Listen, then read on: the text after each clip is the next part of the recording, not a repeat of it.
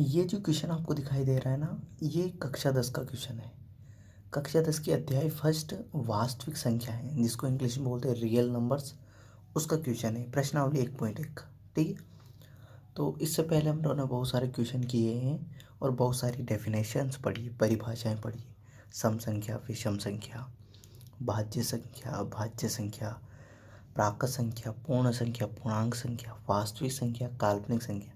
यदि वो परिभाषा आपने नहीं देखी है तो उनको एक बार आप पढ़िए अच्छे से और उनको लिख लीजिए, क्योंकि वो बहुत ज़्यादा काम की परिभाषाएं, डेफिनेशन है।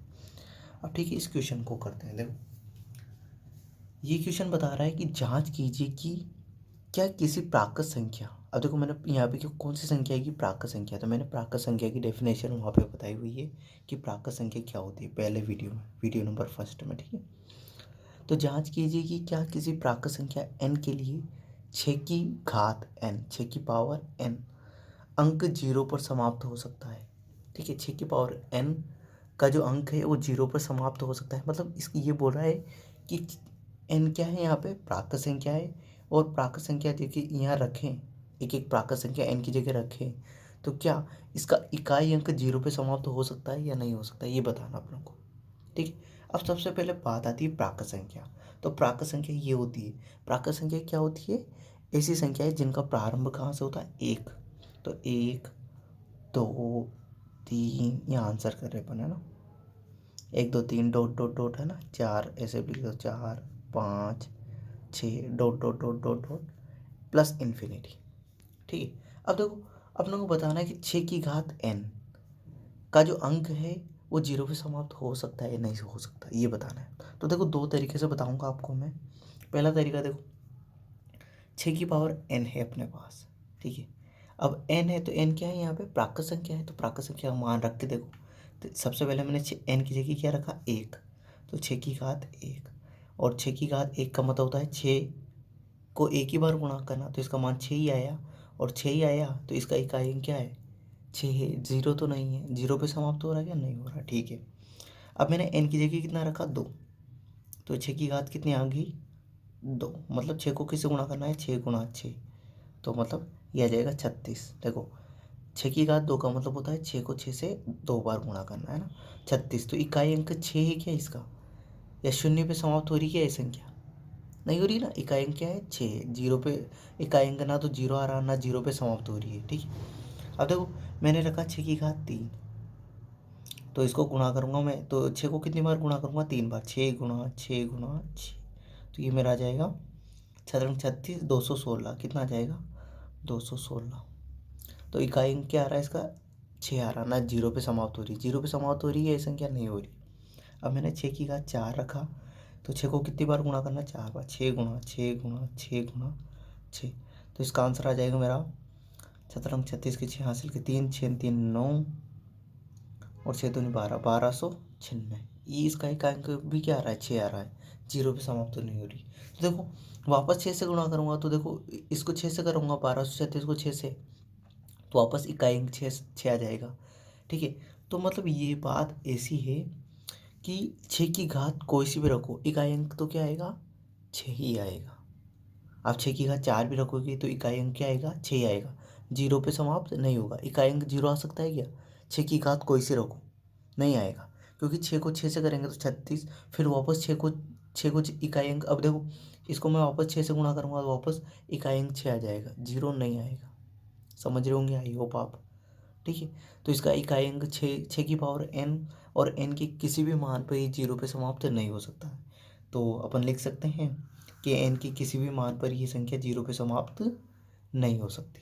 तो यहाँ लिख सकते हैं, जैसे 6 की पावर n भी लिखा मैंने, तो 6 की पावर n के किसी भी मान पर, n के किसी भी मान पर 0 पर समाप्त नहीं हो सकती। ठीक है, अब देखो ये तो फर्स्ट तरीका है जो बेसिक है, नॉर्मल है। आपको n का मान देख रख के देखना है, जैसे n का मान 1 रख लिया, तो इकाई अंक 6 आ गया, n का मान 2 रख लिया, 36 आ गया, मतलब जीरो पे समाप्त नहीं हो रही है। ये तो पहला तरीका है ना।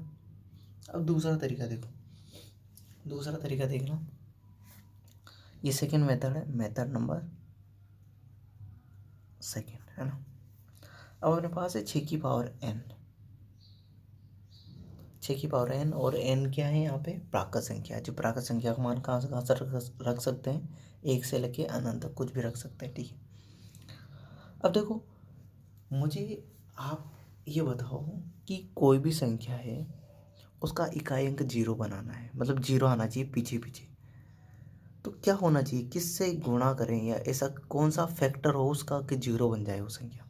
तो ध्यान रखो, इम्पोर्टेंट बात है कि यदि किसी भी संख्या को 0 बनाना ना, इकाई अंक 0 हो उस संख्या का, तो उसके जो गुणनखंड है ना वो 2 गुणा 5 में आने चाहिए। 2 गुणा 5, यदि किसी भी संख्या की गुणनफल 2 गुणा 5 है तो 0 बन जाएगा। कैसे बन जाएगा, देखो 2 गुणा 5 कितने होंगे, 10, और 10 की पावर कोई सी भी लगा लो, n लगा लो, 10 की पावर n लगा लो, तो कोई सी पावर लगा लो। जैसे 10 की घात 1 रखूँगा तो ये भी 10 आ जाएगा, 10 की घात मैंने 2 रखा तो 100 आ जाएगा, ठीक है। तो इकाई अंक क्या आ जाएगा, 0 आ जाएगा, 0 पे समाप्त हो जाएगी। जैसे 10 की घात 3 रखा तो ये आ जाएगा 1000, तो एक 0 पे समाप्त हो जाएगी ना। पर देखो यहाँ पे जो, यहाँ पे फैक्टर देखो, 6 के फैक्टर क्या होंगे, गुणनखंड। 6 को क्या लिख सकते हैं गुणनखंड के रूप में, 2 गुणा 3, ठीक है, 2 गुणा 3 की पावर n। अब देखो इसके फैक्टर 5, 2 गुणा 5 नहीं आ रहे हैं, यहाँ फैक्टर में 5 नहीं आ रहा है, ठीक है। अब 5 नहीं आ रहा है तो आप खुद ही देख सकते हो कि ये 0 बन सकता है क्या, नहीं बन सकता। तो इसके गुणनखंड, 6 के गुणनखंड में 5 नहीं आ रहा है, इसका मतलब ये है कि अपन लिख सकते हैं, ठीक है। तो इसके गुणनखंड में 5 नहीं है तो अपन बता सकते हैं कि ये संख्या इस n की किसी भी घात के लिए ये इसका इकाई अंक या 0 पे समाप्त नहीं होगी, ठीक है। मैंने आपको थोड़ा सा हिंट बता दिया है कि आप कैसे कर सकते हैं, या तो इस तरीके से ये बेस्ट तरीका है, या फिर आप यहाँ लिख सकते हैं कि 6 के अभाज्य गुणनखंड में कोई भी अंक, 6 का अभाज्य गुणनखंड किया तो उसमें कोई भी गुणनखंड में 5 नहीं आ रहा है। इसका मतलब ये है कि ये संख्या n की किसी भी पावर के लिए, n के किसी भी मान पर ये 0 पर समाप्त नहीं होगी। तो यहाँ मैं ये लाइन लिख सकता हूँ, ठीक है।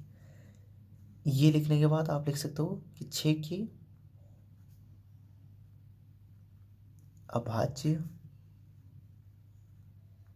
गुणनखंड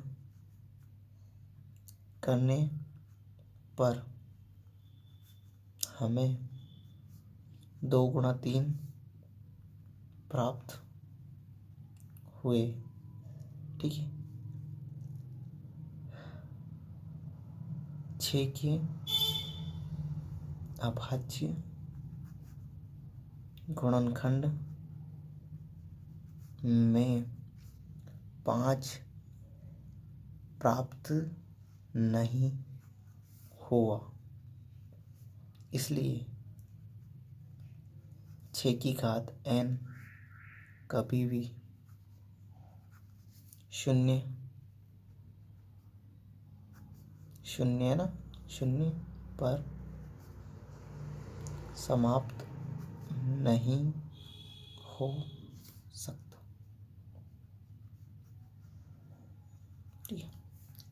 तो ये इम्पोर्टेंट क्वेश्चन है, यदि ऐसा क्वेश्चन आ गया तो बहुत ज़्यादा इम्पोर्टेंट बन जाएगा ये, ठीक है। तो आपके मेथड नंबर फर्स्ट ये रहा आपका। इस तरीके से भी करोगे तो कोई गलत नहीं करेगा, इस तरीके से भी करोगे तो भी गलत नहीं करेगा। देखो 2 गुणा 6, यदि यहाँ पे 3 की जगह 5 भी हो जाता ना तो ये 0 बन जाता, इकाई अंक 0 आ जाता, ठीक है। तो आप इस मेथड से भी कर सकते हो, तो आपकी मर्ज़ी, किसी से भी करो आप, है ना। आई होप ये वीडियो से आपको समझ में आया होगा इक्वेशन कैसे करना है, ये वीडियो आपको पसंद आया होगा। तो इस वीडियो के लिए इतना ही, फिर अगले वीडियो में मिलता है। Thank you.